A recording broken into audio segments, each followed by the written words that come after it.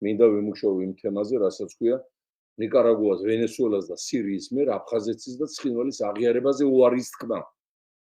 ამ თემაზე არავინ არ მუშაობს. ფეხებზე ჰკიდია ეს საგარეო საქმეთა მინისტრი რო ქვია, მადამ ტუსოს შვილის მუზეუმიდან გამოგცეულ პერსონაჟს რო გავს ეს ქალია თუ კაცია, ვერ გავიგე რა გვარი ეს ბოჭორი. არავინ ხმას არ იღებს ამაზე რომ მოააწყვეს საქმეები ამერიკასთან, სირიამ, ვენესუელამ.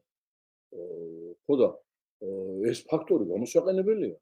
იმისაც რომ აღიარება უკან წაიღონ აფხაზეთის და ცხინვალის. მათ ელჩები აგეს ხედავ საქართველოს ტერიტორიაზე და ამბობენ რომ სამი სახელმწიფო ერთს მაგივრად თურმე.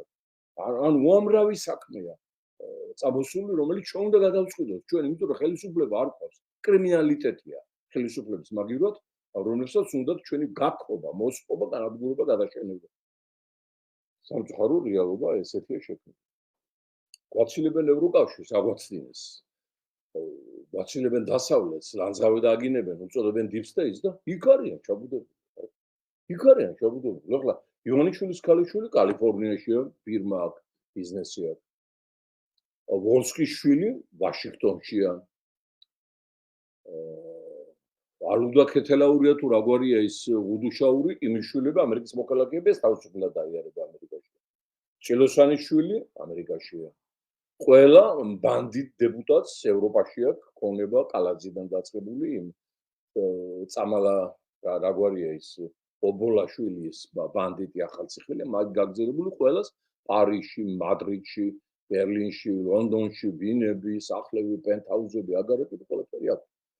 ამიტომ ეს არის გასარკვევი პერსონალური სანქციები ქონებრივი და სავიზო აი ამ ტიპების მიმართ.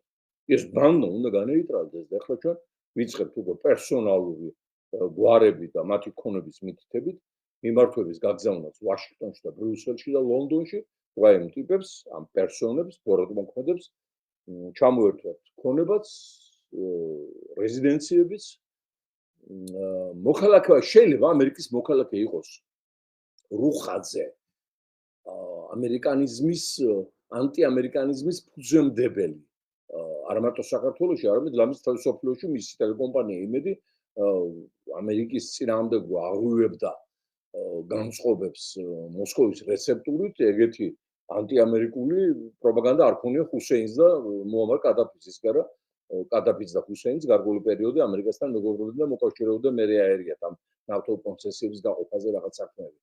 ხო, და ის არის ამერიკის მოქალაქე რუხაძე.